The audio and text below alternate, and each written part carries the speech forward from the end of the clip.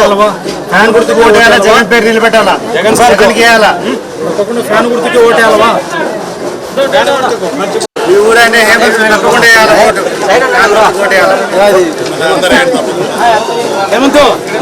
ప్రచారం ఎలా కొనసాగుతుందని మీరు అడుగుతున్నారు. చూస్తే ప్రజలకి అర్థమవుతుంది, మీకు కూడా అర్థమవుతుంది.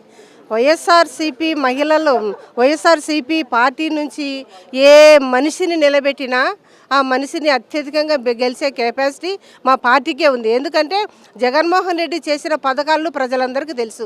14 నెలల్లో చంద్రబాబు నాయుడు చేసిన పథకాల గురించి అందరికీ తెలుసు. ఎందుకంటే జగన్మోహన్ రెడ్డి చెప్పనట్టు కూడా చేసి పెట్టినాడు.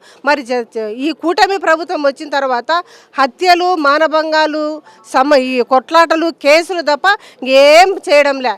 ఎందుకంటే వాళ్ళు ప్రజలతో ఎన్నుకోబడిన వాళ్ళు కాదు, వాళ్ళు ఈవీఎంలతోనే దొంగగా వచ్చిన వారు. మరి మేమైతే సామరస్యంగా న్యాయంగా ఉండాలి కాబట్టి మేమందరం కలిసి అఖండ మెజార్టీతో మన హేమంత్ రెడ్డిని గెలిపించాలని ఆశపడుతున్నాం. అదేవిధంగా హేమంత్ రెడ్డి గెలిస్తే మన ఊరి బిడ్డ, అందులో తండ్రి లేని బిడ్డ కాబట్టి మీరందరూ ఈ ఒక కుటుంబంలో ఒక ఇంటి యజమాని చనిపోతే వాళ్ళ బిడ్డలు కానీ వాళ్ళ భార్య కానీ వాళ్ళు ఎవరైనా నిలబడే హక్కు వాళ్ళకు ఉంది. కాబట్టి హేమంత్ రెడ్డిని గ్రామ ప్రజలందరూ, ఈ నియోజకవర్గం వాళ్ళందరూ, మరి ఎంపీ గారు అయితేనేమి ఆ బిడ్డను నిలబెట్టినారు. కాబట్టి మనమందరం కలిసి హేమంత్ రెడ్డిని గెలిపించాల్సిన బాధ్యత మనకుంది.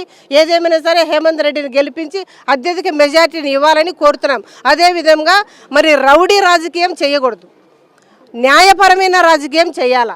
మరి ఈ గ్రామంలో తెలుగుదేశం తరఫున జెడ్పీటీసీకి పోటీ చేయడానికి ఎవరికి దమ్ము లేక, మనిషి లేక కష్టపడుతూ ఉండి పక్క ఊరి నుంచి తీసుకొచ్చుకొని పెట్టుకొని జెడ్పీటీసీగా నిలబెట్టుకోవాల్సిన దురస్థితికి ఈ టీడీపీ గవర్నమెంట్ వచ్చిందంటే మనం ఆలోచించాలా, ఎవరికి దమ్ము ఉంది, ఎవరికి దమ్ము లేదని.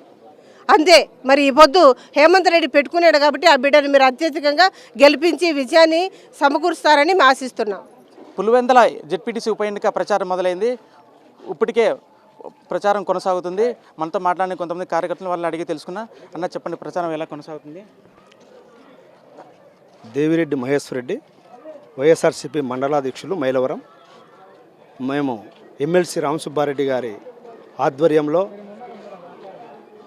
పులివెందుల రూరల్ మండలం వైఎస్ఆర్సీపీ జెడ్పీటీసీ మహేశ్వర్ రెడ్డి గారు అకాల మరణం పొందడంతో వారి కుమారుడు హేమంత్ రెడ్డి గారికి మద్దతుగా మేము ఈ యొక్క ప్రచారంలో పాల్గొంటున్నాం. వాస్తవంగా టీడీపీ వాళ్ళు ఈ యొక్క ఎన్నిక ప్రభుత్వం వాళ్ళు జరపకూడదు. ఎందుకంటే ఎవరైనా అభ్యర్థి చనిపోతే ఆనవాయితీగా వాళ్ళకు స్వతంత్రంగా ఇనామినేషన్గా ఈ యొక్క పదవి ఇవ్వాలి. అయితే లోకేష్ ఎడ్యుకేషన్ మినిస్టర్ ఆయన స్వార్థం కోసం ఈ లోకల్ నాయకులను ఉసిగెలిపి నోటిఫికేషన్ జారీ చేయడం జరిగింది. ఇది వాస్తవం. ఎందుకంటే ఆయనకు ప్రభుత్వం వచ్చేప్పటి నుంచి ఈ యొక్క వైఎస్ఆర్ కాంగ్రెస్ పార్టీ యొక్క కార్యకర్తలు అయితేనేమి, అలాగే లీడర్లను అయితేనేమి, మాజీ ఎమ్మెల్యేలు అయితేనేమి అందరినీ కూడా దుర్మార్గంగా అరాచకంగా కేసులు ఏర్పాటు చేసి అందరినీ జైల్లో పెట్టడం జరిగింది. ఒక్కొక్కరు 2-3 సార్లు కూడా జైల్లోకి పోయి రావడం జరిగింది. అయితే అదే దుర్మార్గము పులివెందులో కొనసాగించాలని చెప్పి ఆలోచనతో ఉన్నారు. అయితే ఇక్కడ మహానుభావుడు దివంగత రాజశేఖర రెడ్డి గారి పుట్టినటువంటి గడ్డ ఇది. అలాగే ఆయన తనయుడు వైఎస్ జగన్మోహన్ రెడ్డి గారు ఉన్నటువంటి ఏరియా ఇది.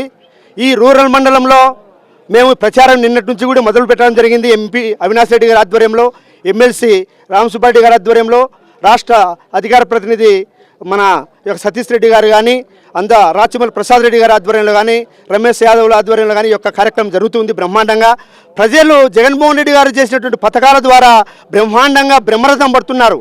ఎవరు ఎక్కడ ఏం పిలిచినటువంటి వాళ్ళే కాదు, అందరూ కూడా 2019-24లో ఏవైతే జగన్మోహన్ రెడ్డి గారు పథకాలు చెప్పారో ఆ నవరత్నాలు కానీ మిగతా పథకాలన్నీ చేయడం జరిగింది. ప్రజలకు 99.9 వరకు ప్రజల ఇంటికి వాలంటీర్స్ ద్వారా పథకాలు చేర్చడం జరిగింది. ఆ విధంగా పథకాలకు మన యొక్క ప్రజలందరూ కూడా ముగ్ధులై ఈరోజు స్వతంత్రంగా ఈ యొక్క హేమంత్ రెడ్డి గారికి ప్రచారానికి రావడం జరిగింది. ఇది చంద్రబాబు యొక్క దుర్మార్గపు, జగన్ యొక్క మంచితనానికి ఈ యొక్క ఎన్నిక జరుగుతుంది. వాళ్ళు దుర్మార్గపు ఆలోచనలతో ఎలక్షన్ జరపాలనే ఆలోచనతో ఉన్నారు. ప్రజల యొక్క మద్దతు ఉన్నంత వరకు ఈ యొక్క హేమంత్ రెడ్డి గారు మంచి మెజారిటీ గెలుస్తారు. అలాగే జగన్మోహన్ రెడ్డి గారు అభివృద్ధి అనేక రకాలుగా చేశారు. మనం ఆలోచన చేయాలి. 37 కాలేజీలు ఉమ్మడి రాష్ట్రంలో ఉంటే మొన్న ముఖ్యమంత్రి అయిన తర్వాత ఈ యొక్క రాష్ట్రానికి 17 మెడికల్ కాలేజీలు తెచ్చాడు. 17 మెడికల్ కాలేజ్ తేవడం జరిగింది, హార్బర్స్ తెచ్చాడు, అలాగే నాడు నేడు తెచ్చాడు, అలాగే ఇక్కడికి సంబంధించినటువంటి కెనాల్ గాలేరి నగర్ సుజల శ్రవంతి వెడల్పు చేసే వాళ్ళ తండ్రి యొక్క కెనాల్ స్టార్ట్ చేసి గన్నికోట ప్రాజెక్ట్ స్టార్ట్ చేసి పైడిపాలెం నీరు తేవడం జరిగింది. ఈయన త్వరగా నగరికి చేరుకోవాలనే ఆలోచనతో ఆ యొక్క జిఎన్ఎస్ఎస్ కెనాల్ వెడల్పు చేయడం జరిగింది.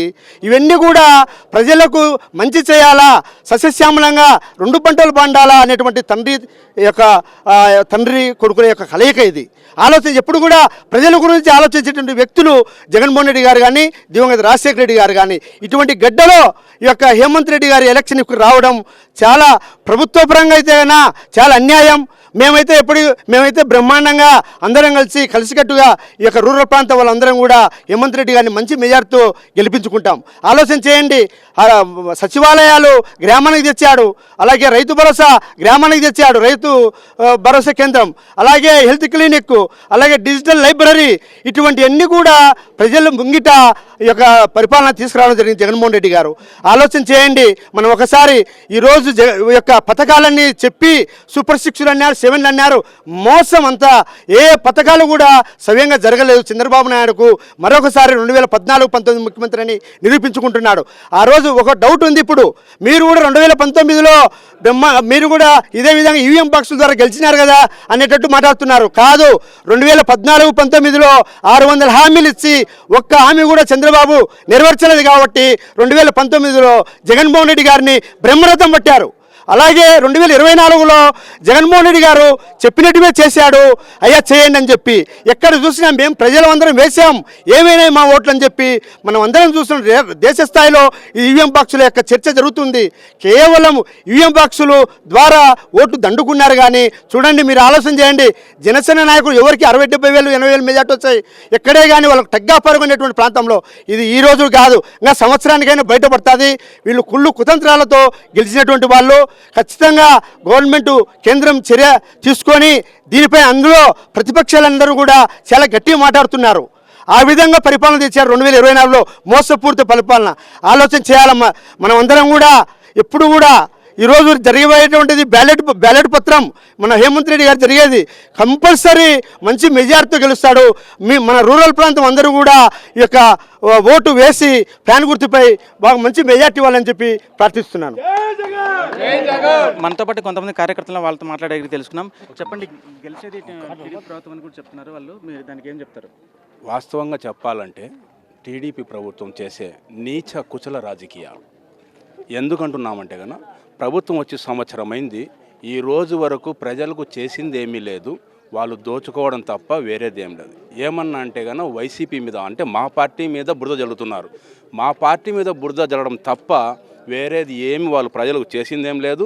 ఏదన్నా చేయలేదు, ఏదన్నా అడుగుదామంటే కనుక ఏమంటున్నారు, మీ నాలుక మందం అంటున్నారు. అడిగితే కనుక అతను సంక్షేమం చేశాడు? మా నాయకుడు మతం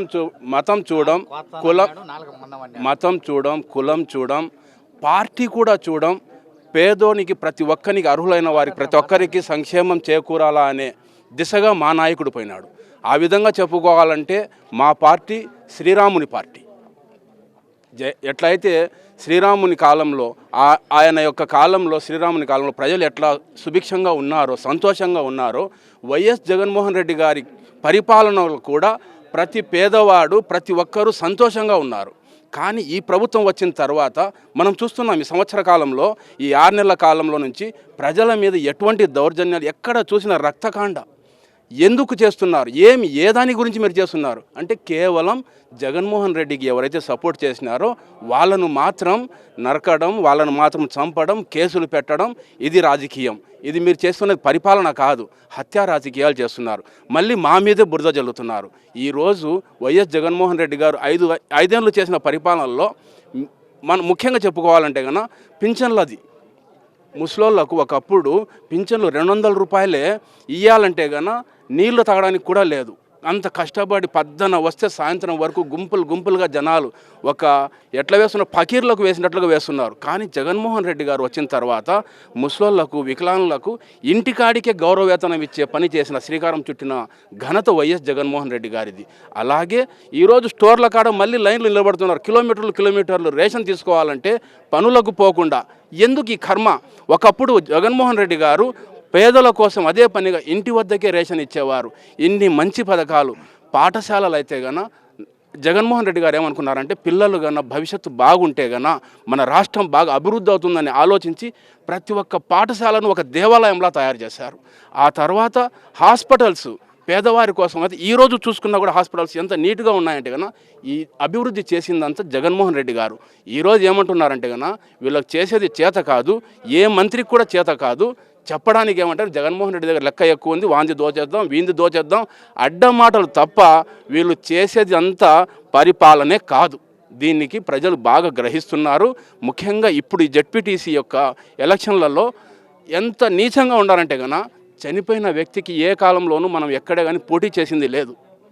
కానీ వీళ్ళు అటువంటి నీచమైన రాజకీయము ఇటువంటి ప్లేస్లో అసలు వ్యక్తినే పెట్టకూడదు. వ్యక్తిని పెట్టింది కాక మళ్ళీ ఏం చేస్తున్నారు, మా మీదే మీరు నీరు ఇవ్వలేదు, మేము ఇచ్చిన తాగునీరు ఎవరిచ్చారు?